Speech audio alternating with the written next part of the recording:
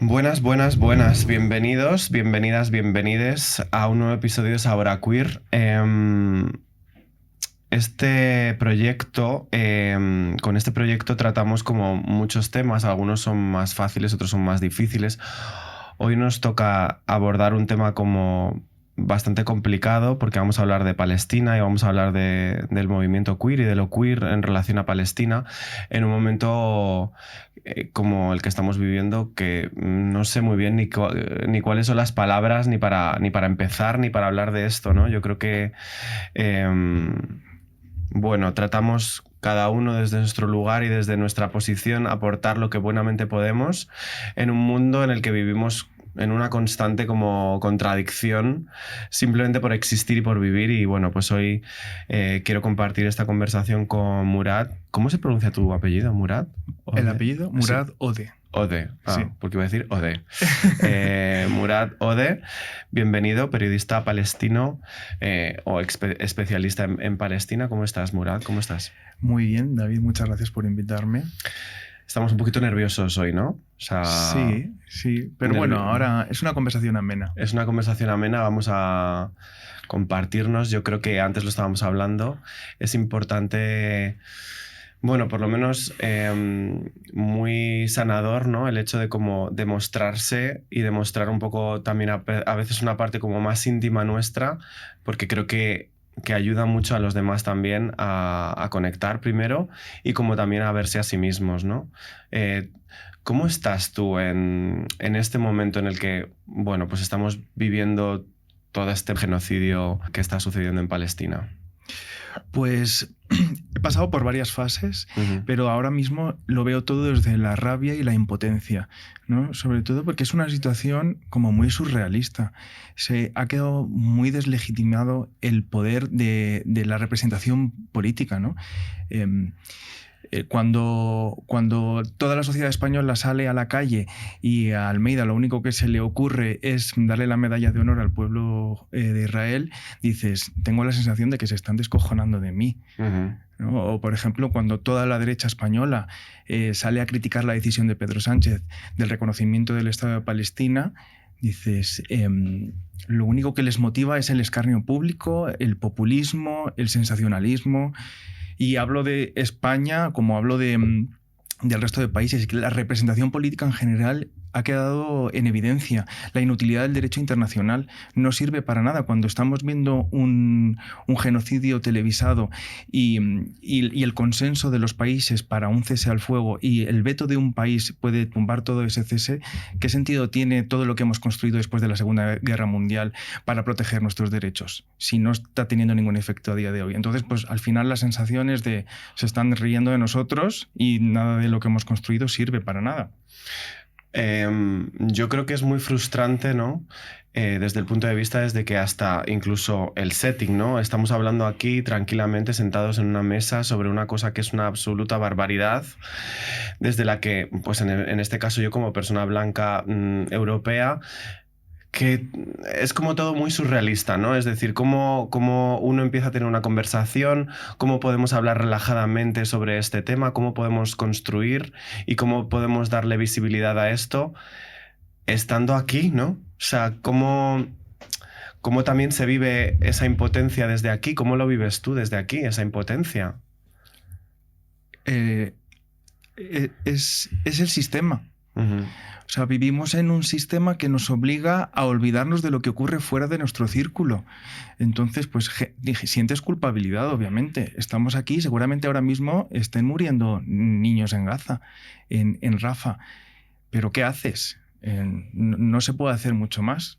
O sea, tampoco es lo que se ha creado en un sistema moderno que te obliga a que te centres en Instagram, en ver otras cosas y olvidarte, porque si no, no puedes vivir. Es tan heavy. Ayer leía un post de una amiga que precisamente hablaba sobre esto, en el que decía, no sé muy bien cómo gestionar mi día a día cuando estoy viendo cosas que me mezclan emociones tan dispares como que a la vez que estamos compartiendo una story en Instagram sobre lo que está pasando en Rafah, luego hay una persona que está presentando un libro, a continuación hay una amiga en una fiesta, a continuación hay otra persona de vacaciones. Eso es la zona de interés. La zona de interés. Totalmente. O sea, para la gente que no haya visto la película, yo creo que habla obviamente del holocausto, ¿no? Pero que habla perfectísimamente de que vivimos en una zona de interés, las personas que vivimos en lugares que no están en guerra directa, aunque estamos en guerra indirectamente, estamos en guerra, porque somos también partícipes de lo que está sucediendo en otros lugares, y sin embargo, como está al otro lado de un muro que vemos a lo mejor a través de las noticias o a través de las redes, es como que sentimos, bueno, pues cada uno desde su nivel de conciencia sentimos cosas un poco dispares, ¿no? Desde incredulidad y no me quiero enterar y vivo en mi día a día, a, como por ejemplo esta chica, pues no sé muy bien cómo gestionar esto. En plan, yo desde mi lugar, ¿qué es lo que yo puedo hacer? ¿Qué es lo que crees que la gente puede hacer desde aquí para hacer que las cosas cambien? Para mí la conciencia y la movilización social son lo básico. Es verdad que tenemos pocas herramientas, pero hay que aprovechar cada espacio de debate, ya sea público o privado, en cualquier lugar, en cualquier conversación, para señalar. Porque la movilización social es lo único que nos queda. Ya hemos visto que los líderes europeos y globales no sirven para nada. Es el salir a la calle, el señalar constantemente lo que está ocurriendo, lo que puede cambiar la conciencia social. Y en mi caso, desde el activismo y desde el periodismo. Sí, porque yo creo que, y además aquí lo vemos, ¿no? Con mucha gente que acude aquí al diner, que está como cambiando quizá como esa conciencia, ¿no? Y que está habiendo como más una clara separación entre lo que es la política institucional, ¿no? O este mamoneo que vemos muchas veces en televisión, que lo que hace es distraernos de del verdadero debate, de la verdadera conversación, versus las asociaciones, el activismo, la gente que se está uniendo y que está pasando, ¿no? Y que cada vez tenemos más fuerza, más los podcasts, yo creo que también es un gran reflejo, ¿no? Frente a toda la parte más institucional o a la parte de los grandes medios de comunicación en los que, como decíamos antes, pues no te podrías sentar a tener una conversación como esta sin entrar en grandes titulares, grandes polémicas y demás, ¿no? No podrías profundizar, no existe ese espacio, no se quiere tampoco se busca. No, de hecho, una de las cosas que desde el activismo queer palestino reivindicamos es que se hable de la heterogeneidad del colectivo queer en Palestina. Y el problema es que su representación en todos los medios de comunicación, sí la hay. Que claro, te iba a preguntar, ¿cuál es la representación? Sí la hay, pues suele ser muy sensacionalista. Solamente se muestra al colectivo queer como una víctima extrema, ¿no?, de la sociedad, cuando esa es la justificación para una intervención externa. Esa es la dialéctica o la narrativa para poder intervenir. Es el colonialismo.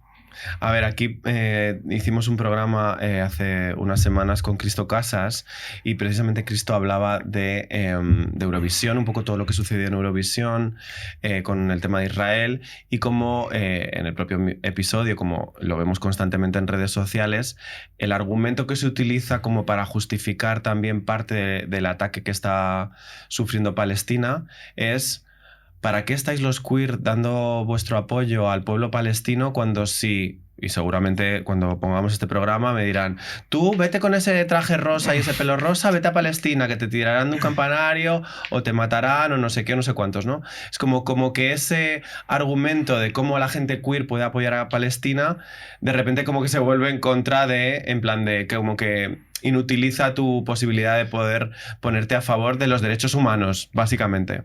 Como si la homofobia fuese exclusiva de la sociedad palestina. Exacto. ¿No? O sea, durante el franquismo había mucha homofobia en España. ¿Y qué pasa? ¿Teníamos que renunciar a ser españoles? Esa es una pregunta que yo me he hecho toda mi vida. Es decir, porque yo soy palestino y soy gay.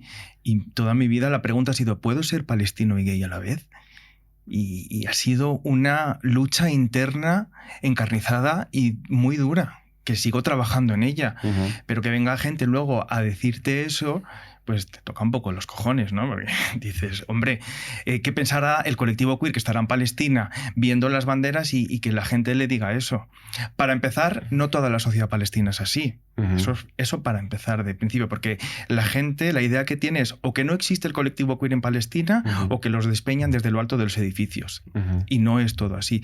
Cada realidad depende de su contexto político y geográfico. Hay que entender que la mitad de los palestinos está en la diáspora, 1,9 millones está en Israel, 2,8 está en Cisjordania. O sea, cada zona tiene una experiencia queer diferente. E igual que hay casos dramáticos y duros, también hay casos bonitos y historias bonitas y familias que aceptan a sus hijos queer. Lo que pasa es que lo viven más en privado, en lo local, a nivel local, porque no lo pueden compartir.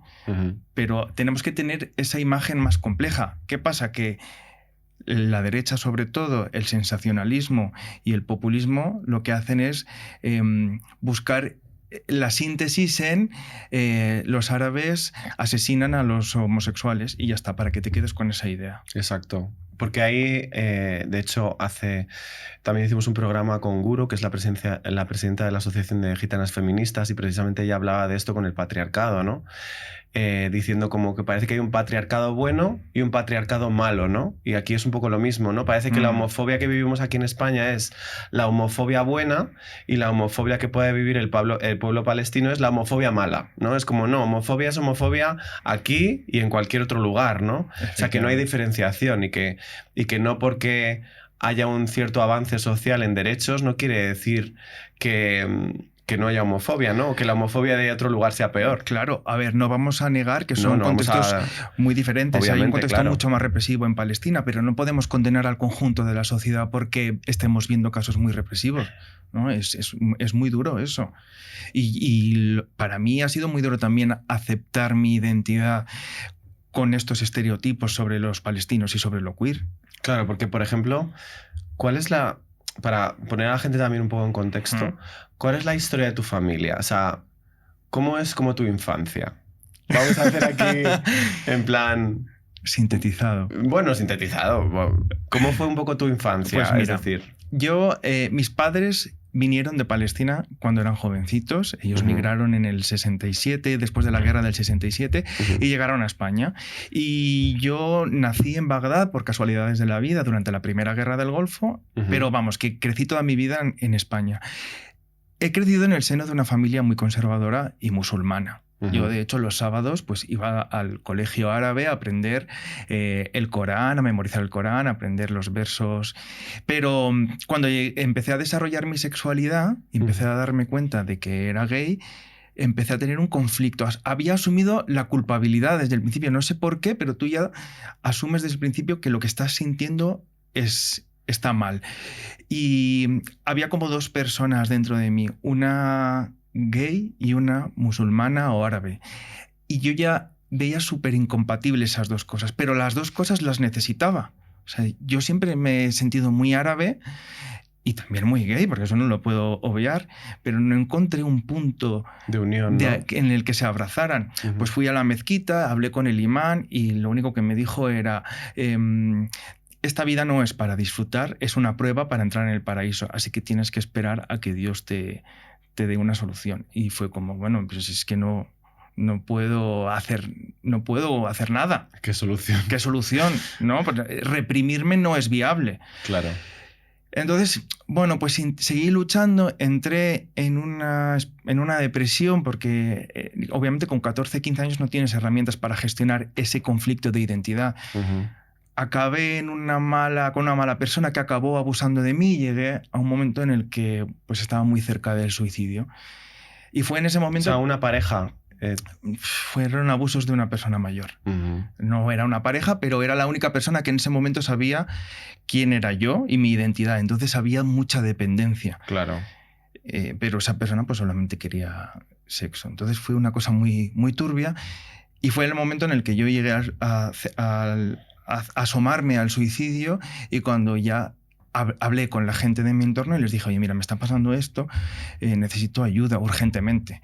Y fue cuando mi familia me echó de casa. O sea, la respuesta que yo esperaba en ese momento de mi familia, que era la de acogimiento, de entenderme, de escucharme, fue toda la contraria. Fue echarme de casa, intentar borrarme del libro de familia, no hablar conmigo, repudiarme. Entonces, desde entonces ha habido un proceso muy doloroso y muy largo de independencia, de reconciliación conmigo mismo sobre todo, y de reconciliación con mi identidad y con mi familia. Pasé 4 años en Valencia intentando reconstruir la relación con mi familia y al final decidí venirme para Madrid. Me formé como periodista y decidí dejar a un lado a la familia. Pero es verdad que es muy complicado dejar esa parte de tu identidad, porque si quitas esa parte, ¿quién eres? No queda nadie, no queda nada dentro de ti. Y bueno, esa es un poco mi historia, con muchísimos matices, claro. Con muchísimos matices, obviamente. Pero claro, supongo que para ti tuvo que ser, no me lo puedo ni imaginar, o sea, extremadamente duro la idea de salir de alguna forma del armario, ¿no? Es decir, compartir tu verdadera identidad, y que la respuesta de tu familia fuera esa, que en el fondo fue como una forma de como profecía cumplida, ¿no? De decir, de si soy esto, me van a repudiar, no me van a querer y no me van a aceptar. ¿Cómo reencajaste eso a lo largo del tiempo? Porque supongo que seguirás en ello, ¿no? Como pues muchos tenemos como muchos traumas de nuestra infancia o de nuestra adolescencia por no sentirnos aceptados, por sentir que no había espacio para existir, que es lo que dices, como cuando decías de la conversación que tuviste, es que yo no puedo elegir, es que no hay una elección, porque si pudiéramos elegir, que es lo que a veces muchas veces la gente no entiende, si pudiéramos elegir, no elegiríamos esta opción. Si fuera una opción, no elegirías ser gay porque tu vida es más complicada. Si eres gay, si eres marica.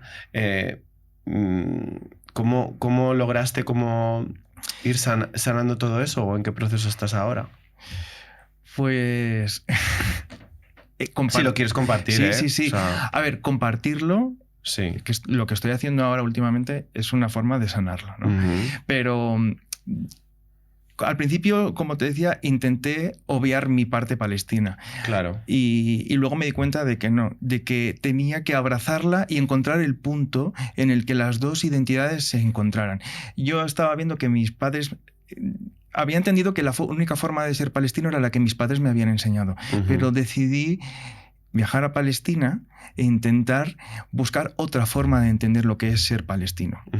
Y ese momento en el que yo llego a Palestina y busco a la comunidad queer y me identifico con ellos, es un momento súper sanador, porque ellos te validan lo que eres, ¿no? Era una cosa que mis padres me habían dicho constantemente, que yo no soy, que no puedo ser y que no es compatible. De repente llegas al lugar de origen, de donde vienen, y te dicen, nada más llegar a Jerusalén, dicen, sí, mira, estamos aquí y todo lo que tú eres es válido. En ese momento, no sé, fue uno de los momentos más bonitos de mi vida. Y desde entonces voy indagando mucho más en ello. Por eso me dedico mucho al activismo queer palestino, porque aparte de poder sanar a otras personas que puedan estar en la misma situación, también me ayudan en mi proceso interno. Claro, sí, porque al final convertirte como en ese referente que tú hubieras como estado buscando, que no encontrabas, ¿no? Y que cuando llegaste allí, verlo frente a frente y decir, es una persona que la veo como... que comparte mi mismo origen y me está validando todo lo que mi familia en este caso no me ha validado, de repente se abre esa puerta a decir, es que no solamente existo, sino que es maravilloso que exista y que sea como soy, ¿no? Y que es compatible. Y que no estás solo en el mundo, que al final las sociedades homófobas lo primero que hacen es ocultarte los referentes para que tú pienses que estás solo en el mundo, porque la asociación, el unirse es lo que da el poder. Entonces, pues por eso se conoce muy poco al colectivo queer árabe en general, ¿no? Porque esas sociedades han intentado ocultarlo. Pero cuando yo llegué, siempre cuento este momento en el que yo llegué a Palestina y a Jerusalén y conocí a un par de chicos gays, cogimos unos bocadillos, nos fuimos al lado del Muro de las Lamentaciones y estuvimos ahí pues cotilleando, hablando de chicos, en árabe, como una conversación que podría tener perfectamente aquí en Madrid. Ese momento para mí fue increíble.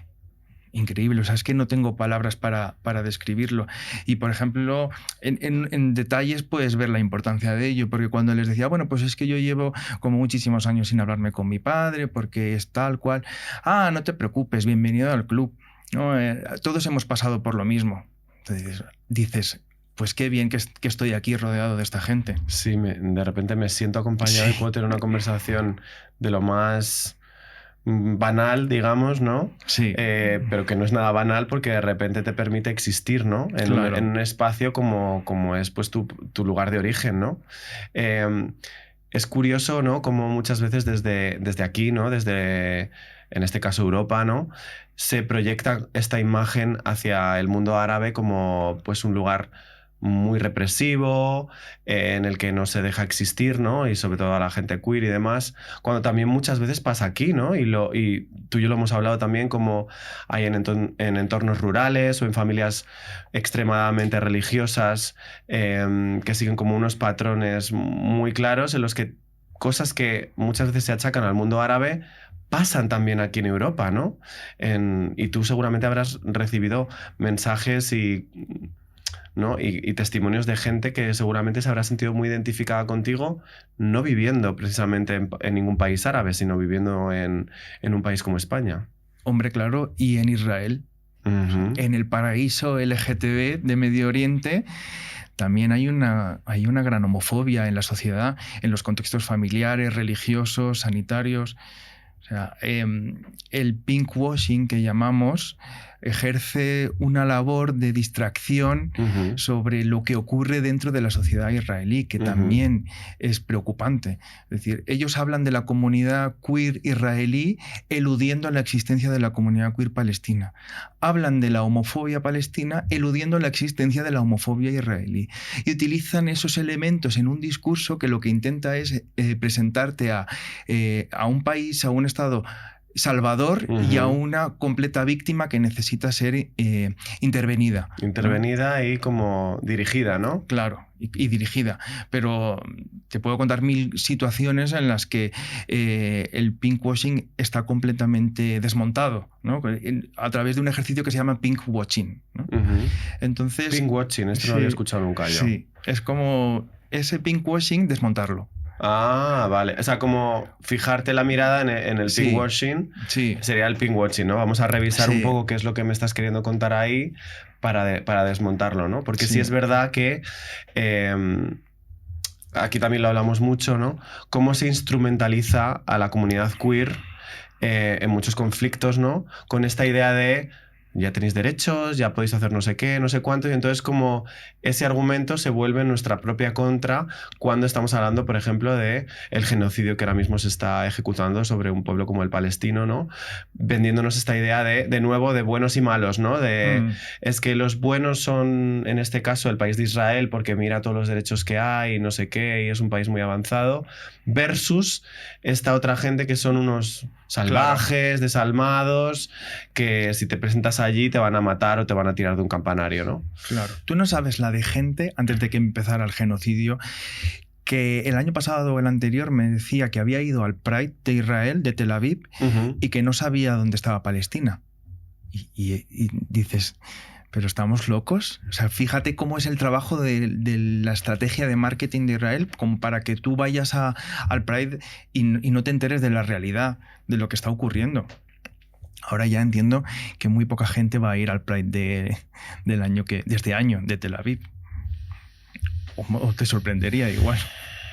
Por desgracia, yo creo que estamos viendo muchas cosas que son horriblemente sorprendentes y que, bueno, al menos a mí me dejan sin palabras y que no sé muy bien cómo opinar. ¿En qué momento empiezas a hacer como este cambio vital y empiezas a interesarte por investigar por todo el movimiento LGTB en Palestina y por querer viajar? O sea, hay algo, aparte obviamente de tu situación familiar, como has dicho, que que te haga dar como ese cambio o ese paso a decidirte investigar y dar visibilidad a lo queer en Palestina? A medida que voy sanando mi herida y que voy encontrando cierta estabilidad, porque los primeros años que yo paso en Madrid son un poco traumáticos porque no tengo recursos. Claro. Voy trabajando de día, de noche, en trabajos precarios, en lo primero que encuentro. Entonces, cuando ya me voy formando y empiezo a tener cierta estabilidad económica y empiezo a trabajar a través de terapia lo que me ha pasado, es cuando ya empiezo a fijarme fuera, a decir, bueno, pues igual el proceso que yo he pasado de 10, 15 años puedo ayudar al resto de la gente para que sea más corto, para que se pueda fijar en mí, que yo no soy ningún ejemplo a seguir, ¿eh? Cada experiencia queer tiene sus características, pero creo que sí que hay algo que sí que puedes extrapolar de cada experiencia queer, sobre todo en la identificación, porque al final los sentimientos por los que pasamos son muy parecidos. Son muy parecidos, sí. ¿Sabes? Yo creo que al final, y pasa mucho también, yo creo que cuando la gente nos escucha en una aparentemente simple conversación, que yo creo que el hecho de que la gente se sienta identificada y que pueda verse reflejada en muchos sentimientos hace como que de repente entiendas a la otra persona, te puedas poner en su lugar, haya esta empatía, ¿no? Que quizá a lo mejor ahora es algo que...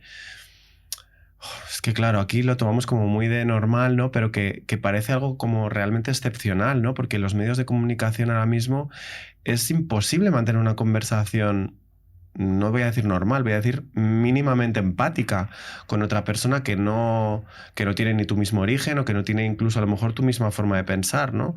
Pero es como muy difícil tener una conversación empática sobre este tema.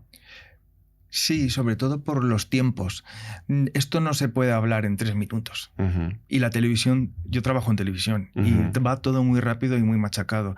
Y esto es algo que hay que contextualizar, que hay que matizar, que hay que dar detalles y que tú tienes que tener el tiempo para poder entender la experiencia de la otra persona sin generalizar y sin prejuiciar. Entonces, eso en televisión ahora mismo no existe.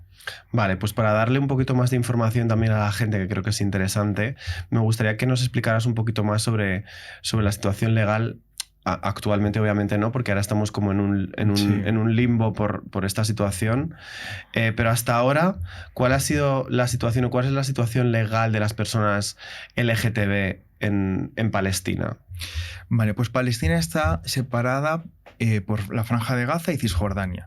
La Franja de Gaza hasta ahora, bueno, ahora ya no hay ninguna jurisprudencia allí, claro.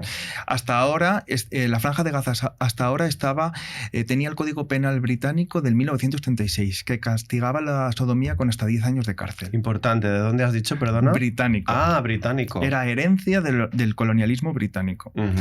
Y en Cisjordania... Que no son árabes, yo creo, los británicos, ¿no?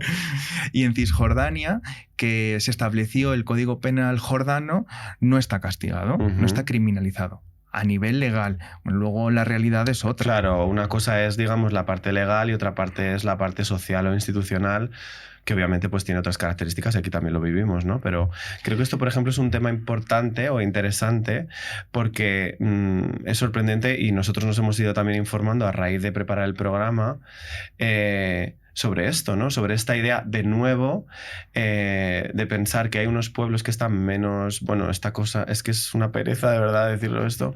Como pueblos que están menos evolucionados y los demás que nos creemos que estamos más evolucionados, mientras que, por ejemplo, aquí lo que estás diciendo es como un código proveniente de una supuesta sociedad más avanzada, como es en este caso la británica, se impone sobre un código previo, ¿no? Que no penalizaba la sodomía en este caso, ¿no? Entonces es como... Creo que es información interesante para que la gente, cuando lo escuche, empiece como a desmontar que las realidades no son tan simples y son un poquito más complejas. Hombre, claro, en general el contexto árabe nunca ha sido tan fanático. Ha empezado a radicalizarse a raíz del colonialismo. Si nosotros echamos la vista hacia atrás y vemos la cultura árabe como era hace siglos, era muy diferente. No se hablaba del sexo con tabús. Mis bisabuelos estudiaban en el colegio a poetas árabes que hablaban del homoerotismo de forma natural. En el Imperio Otomano, estábamos hablando de finales del siglo XIX, la homosexualidad no estaba criminalizada. Luego llegaron los británicos y la criminalizaron. Pero el intervencionismo occidental en los países árabes lo que ha hecho ha sido dejar un vacío político que ha sido aprovechado por grupos fanáticos y una inestabilidad que ha sido aprovechada para pues, fundamentalizar la religión, ¿no? Entonces, mucho del legado que tenemos del colonialismo es la homofobia, el machismo, la falta de democracias. Todo esto que critican proviene mucho del colonialismo. A ver, a mí es que esto ya directamente, ¡boom! O sea, espero que la gente que lo esté escuchando, las cabezas estén estallando donde sea, porque me parece que es muy importante escuchar esto, porque a veces nos situamos, y esto también lo vimos en un programa con Puto Miquel, que habla mucho de historia, con esta cosa de que el presente o las sociedades supuestamente más avanzadas, siempre analizamos la historia desde ahí, ¿no? Desde como que la historia sucede linealmente, ¿no? Como que vamos de menos a más o de peor a mejor, y en algunas cosas vamos a peor y a mucho peor, y en otras cosas vamos a mucho mejor, ¿no? Hombre, y una de las cosas por las que la sociedad palestina no ha podido evolucionar es por la ocupación militar. O sea, yo estoy segurísimo que si Palestina hubiese tenido la libertad económica, de movimiento, de creación de una representación política, hubiese abrazado los derechos de la comunidad queer hace muchos años. Pero la ocupación, el apartheid es el apartheid es el primer obstáculo del desarrollo de derechos civiles para la comunidad queer palestina. Sí, cuando tu vida está en riesgo, ¿no? Y cuando tu integridad física está en riesgo, como que hay otras cosas que quizá pasan como a un segundo plano. ¿Te refieres también un poco a eso? Claro, la sociedad palestina ha estado centrada durante 76 años en no morirse de hambre y en sortear los ataques israelíes. Pues claro, para ellos los derechos civiles, la comunidad queer ha quedado en segundo plano. Pero es que la propia comunidad queer no ha podido crecer porque Cisjordania está dividida en zonas A, B, C, ¿no? Entonces, en la A es donde se encuentran los palestinos, es el 40% de la tierra y donde vive el 95% de la población. Entonces, para salir de tu ciudad o de tu pueblo tienes que atravesar un checkpoint y pedir permisos que tienen que estar justificados. Entonces, ¿esto cómo afecta al colectivo queer?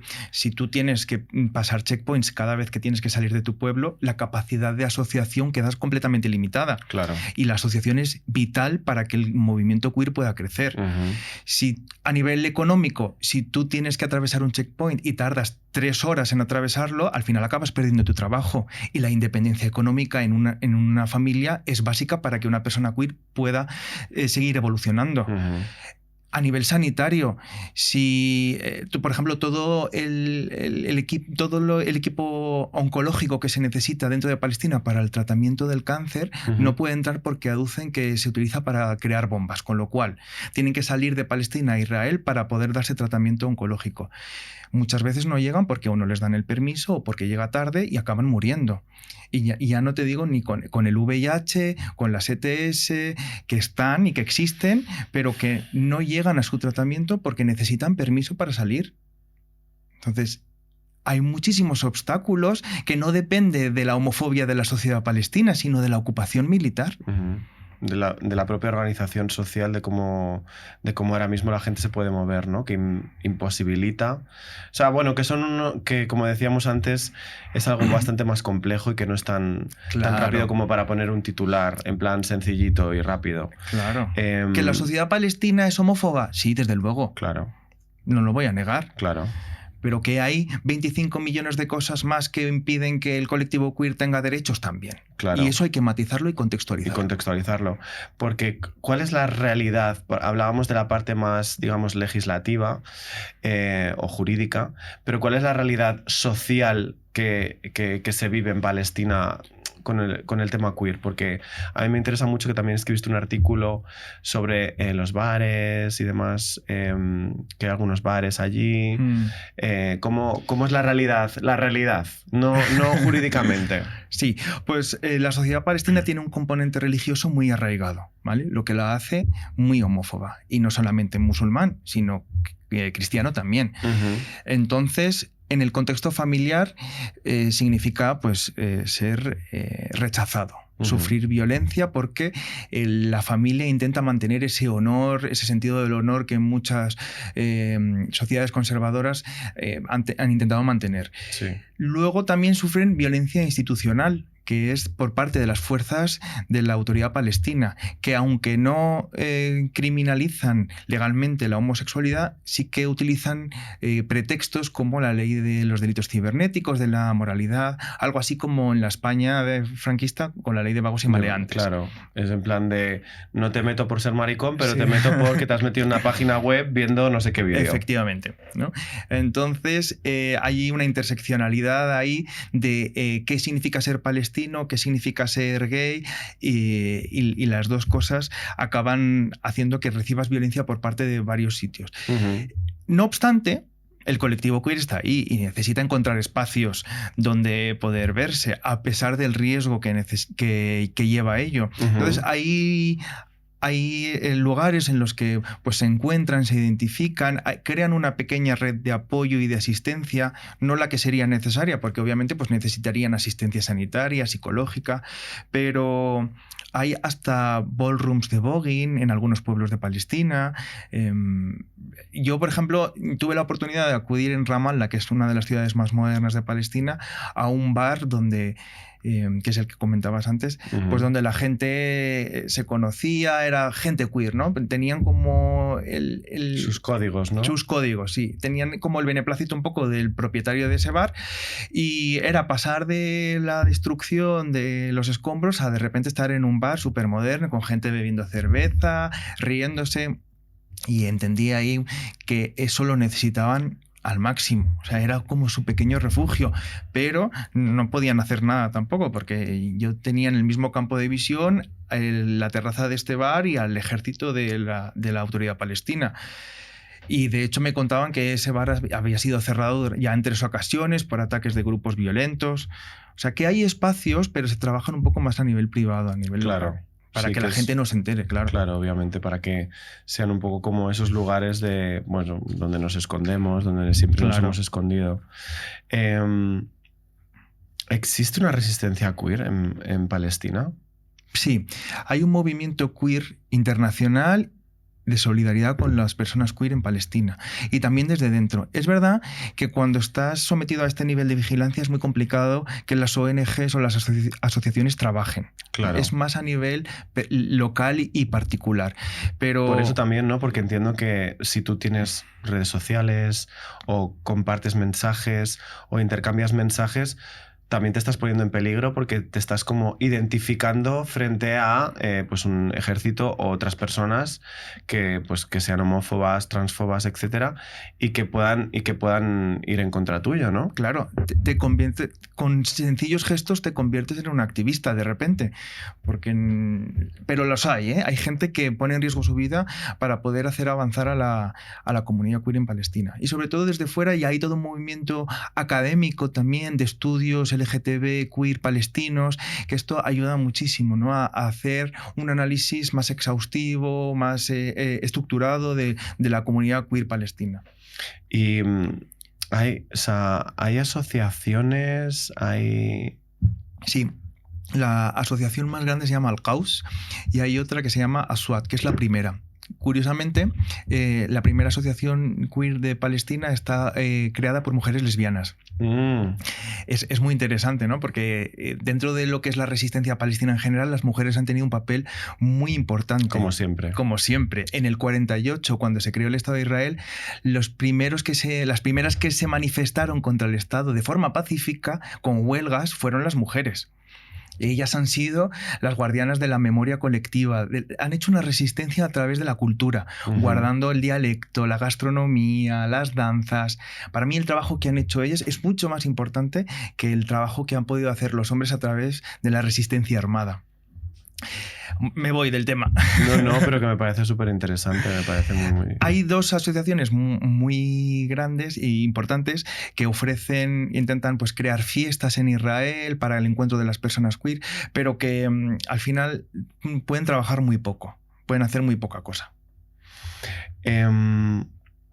Y luego es verdad que hablamos mucho, y por eso me gusta que hables de que estas asociaciones, el poder de la mujer, y en este caso de las mujeres lesbianas, es muy, muy potente. Hablamos mucho siempre cuando hablamos del movimiento y de lo queer. Siempre obviamente no podemos ser más que machistas de nuevo y centrarnos mucho en los hombres cis gay, ¿no? Y de la homosexualidad, mucho vista desde esa perspectiva. Pero como por ejemplo es la situación precisamente para otro tipo de identidades, ¿no? Por ejemplo, para las lesbianas que ya me has comentado que son las grandes adalides de, bueno, de respetar y de trasladar esta cultura a lo largo del tiempo, o de las personas trans o de las personas no binarias, como esta gente, claro. Desgraciadamente, como ocurre en la mayoría de países, el colectivo que peor se lleva o que se lleva la peor parte es el colectivo trans. Y una de las soluciones o de las herramientas de las que disponen las personas trans dentro de Palestina, o todo el colectivo queer, es el asilo, ¿no? Podrían solicitar asilo en Israel. De hecho, Israel firmó el convenio sobre el Estatuto de Refugiados para poder recibir a personas que huyen por persecución por su orientación o identidad sexual. Sin embargo, Israel deniega prácticamente la totalidad de solicitudes de asilo a la comunidad queer palestina. De hecho, a nivel mundial tiene la tasa de reconocimiento de asilo más baja, o sea, el 0,06%. Y ese 0,06% son gente que vienen de Eritrea y de Sudán. Entonces... sí, porque se juntan como hay dos necesidades también, que es como una política también contra Palestina muy marcada desde las instituciones, ¿no? Claro, claro. Ellos aducen que los palestinos están protegidos por la UNRWA, que es la agencia para los refugiados palestinos, pero en realidad esta agencia protege a los desplazados durante el 67 y el 48 y sus descendientes. La comunidad queer no tiene nada que ver ahí. Entonces, y luego dicen también, su argumento es que en Palestina no hay persecución por la orientación sexual o la identidad sexual. Ese es un argumento que utilizan convenientemente cuando lo van modificando. Porque cuando quieren hablar del paraíso LGTB, sí que hablan del contexto represor de Palestina para ponerlo en contraste. Pero cuando tienen que recibir y ayudar a la comunidad queer, dicen que no hay persecución. Y lo que acaban haciendo estas personas, la comunidad queer, es pues suelen tener un asilo temporal de entre 4 y 6 meses. Ese sí que se le permite en Israel siempre y cuando haya en trámite otra solicitud de asilo en un tercer país. O sea, mientras tú estés buscando otro país, te vamos a dejar estar en el nuestro, ¿no? Entonces, el problema de que estas personas, cómo se las trata cuando están en Israel es, no se les da un hogar de acogida, como se le tiene que dar a un refugiado, se acaban en la calle, no se les da un seguro médico, que se tiene que dar a todos los refugiados, no se les permite trabajar, no hay permiso de trabajo, con lo cual no tienen dinero. Wow. No se les permite abrir una cuenta en el banco, ni siquiera sacarse un bono de transporte público mensual, con lo cual acaban dedicándose a la prostitución y consumiendo drogas. Y acaban siendo deportados, que la deportación es ilegal. Si la amenaza en tu país de origen sigue, es ilegal deportar a un refugiado. Pero estos son deportados. Y no solo eso, luego son chantajeados. Como saben que son de la comunidad queer, son chantajeados con desvelar su orientación a sus familias. Les piden que se conviertan en informantes, es decir, para no desvelar su orientación. Cuando son informantes les piden, bueno, pues si se va a organizar alguna manifestación, los nombres de las personas que son disidentes, incluso los nombres de los niños que lanzan piedras a los jeeps cuando hay redadas, ¿no? Y al final lo que se hace es relacionar el colaboracionismo con lo queer y añadir un elemento nacional en esa persecución. Y las personas queer acaban siendo perseguidas por informantes, por queer, desde su familia, desde la sociedad palestina, y el riesgo al que se enfrentan es increíble, ¿no? Y no solamente ocurre con las personas refugiadas, sino que el servicio de inteligencia israelí está entrenado y preparado para detectar a personas queer. Y no lo digo yo, lo dicen miembros veteranos del servicio de inteligencia que en el 2014 dijeron que les enseñaban la jerga árabe para referirse a los homosexuales para poder detectarlos en sus sistemas de vigilancia y luego extorsionarles. A mí este tema... Es macabro. Me parece macabro. Me parece una cosa alucinante. Porque además, claro, Israel se nos vende y se nos ha vendido como ese paraíso queer, para las personas queer, de venid aquí porque aquí tenéis todos vuestros derechos, aquí tenéis, bueno, pues un lugar, un oasis en el que poder, pues bueno, disfrutar a todos los niveles, ¿no? O sea, no solamente de tu propia identidad, sino de establecer relaciones con otras personas y demás, ¿no? Y esto ¿es realmente así? No, desde luego que no es así. Para empezar, ellos se declaran la capital gay de Medio Oriente. ¿Y qué pasa con el resto de siglas del colectivo? O sea, eso ya, esa definición per se es errónea. Pero es que el que fue viceministro de Educación, Avi Maoz, está a favor de las terapias de conversión y forma parte hoy del Parlamento israelí. El que ni el matrimonio igualitario ni la adopción son legales en Israel. El ministro de Finanzas, Bezalel Smotrich, es orgullosamente homófobo y llama al Pride la marcha de las bestias. Y hay ejemplos así, hay un montón. En el 2015, el Ministerio Interior israelí denegó el asilo a una mujer de Ghana, lesbiana, porque decía que no la habían visto tener relaciones sexuales con ninguna mujer y era algo que se esperaba de una persona que estaba huyendo por ello. Hay un estudio de 2011 que dice que el 40% de los soldados gays sufren abusos físicos y verbales dentro del ejército. Otro del 2012 dice que el número de casos de VIH en hombres homosexuales ha aumentado el 55% y que sufren violencia por parte de las instituciones y que cuando van al dentista no les quieren tratar por tener VIH. En el 2014, 11 personas atacaron a una mujer trans en el centro de Tel Aviv con electroshocks y sprays pimienta. Y la policía dijo que la motivación del atacante había sido el aburrimiento, en vez de la transfobia. Y tengo una lista larguísima de ejemplos que muestran cómo también hay homofobia, transfobia y violencia contra el colectivo queer dentro de Israel. Pero eso nadie lo conoce. Nadie lo conoce y como bien dices, que al final estás como destacando como unos highlights para que también la gente que nos escucha pueda entenderlo, esta visión, ¿no? Es esta idea de nuevo, de buenos y malos y de un lugar que es un paraíso gay, como bien dices, ¿no? Olvidándonos un poco de las otras letras del colectivo, versus los salvajes que viven pues por ahí, ¿no? ¿Cómo crees que se nos instrumentaliza a las personas LGTB desde la política y desde este tipo de estados para luego volverse en nuestra contra? O sea, ¿cómo crees que se nos utiliza? Se nos utiliza para desviar la atención de otras cosas. Entonces, cuando se utiliza el colectivo LGTB en Israel para decir que se está avanzando en derechos y que son benévolos con el colectivo... Que parece que tengamos que dar las gracias. O sea, que es que parece que tengamos que dar las gracias. Es que... Te olvidas de que están cometiendo un genocidio. Bueno, ellos se olvidan, ¿no? De hecho, la estrategia cambió porque al principio las campañas de Israel en el pinkwashing eran en torno a la marca Israel, pero Israel estaba tan lleno de connotaciones negativas por la guerra que cambiaron a marca Tel Aviv. Y ahora es Tel Aviv la capital, ¿no? Entonces, porque de alguna forma como que... es como una entidad diferente. Como una entidad diferente, ¿no? Como si fuera, pues eso, ese oasis, sí. marica, gay, capitalizado, ¿no? Como mirad aquí, qué bonito es esto, porque está todo lleno de gays, que obviamente es muy simple y que habrá mucha gente que seguramente con mayor o con menor conciencia estará viviendo en ese oasis muy convencida, ¿no? Pero ¿cómo lo vives tú, por ejemplo, cuando ves a tanta gente queer pues creando contenido, hablando de esta situación frente a Palestina y siendo una persona queer? O sea, ¿o has podido tener conversaciones con gente israelí sobre este tema? ¿Y cómo han reaccionado? ¿Cómo sientes que han reaccionado? Yo tengo amigos israelíes y tengo amigos que han sufrido el ataque del 7 de octubre. Pero la conversación y el debate a nivel personal no está tan polarizada como se muestra en los medios.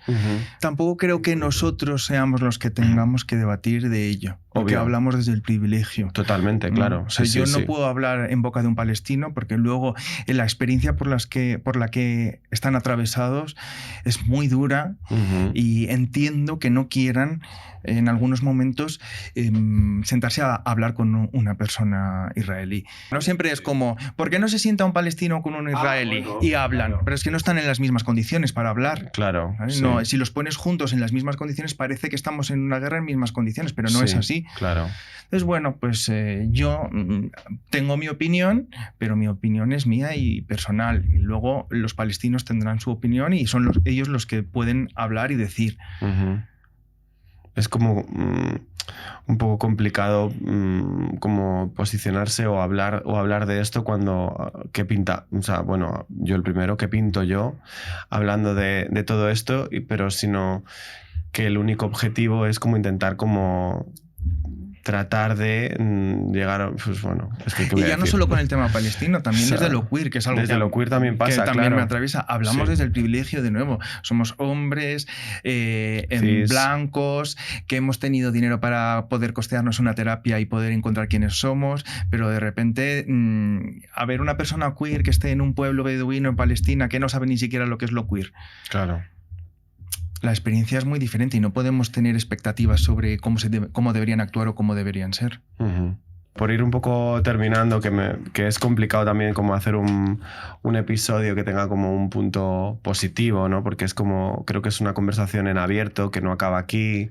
Es difícil hablar de futuro, es muy complicado hablar de futuro. Pero, ¿qué piensas o qué te gustaría o cómo...? Me gustaría que nosotros fuésemos catalizadores de ese futuro, que no viviésemos solo nuestro presente, ¿no? No digo que todo el mundo sea activista, pero que trabajáramos un poco por cambiar esas cosas. Y me gustaría que la gente viese que sí que se están haciendo cambios, ¿no? Que yo creo que la comunidad queer palestina va a evolucionar en los próximos años a pesar de todas las complicaciones, porque hay un despertar de la conciencia y estas cosas que hacemos la gente las percibe, ¿no? Y les empodera y les da fuerzas. Entonces, cuanto más hagamos y cuanto más visibilicemos es un camino ya imparable. Entonces, creo que sí que va a crecer y a evolucionar. Pero no estaría mal que nosotros le diéramos un empujón y lo hiciéramos más rápido. Porque mientras aquí tratamos las cosas a largo plazo, hay gente que allí está sufriendo día a día. Entonces, bueno... esperemos que la sociedad queer palestina en la próxima década pues, pueda ya ser una comunidad muy visible, sin prejuicios y que pueda ir consiguiendo sus derechos. Pues bueno, me parece que ese es el mensaje. Yo poco más tengo que añadir, más que darte las gracias y más que, pues eso, desear o invitar a la gente desde aquí a que sigamos haciendo todas el esfuerzo de intentar conversar, hablar, mostrarnos, tener conversaciones fáciles, difíciles y tratar de ser un poco empáticos porque no sé si mucho más podemos hacer. Muchas gracias, David. Gracias. Un besito.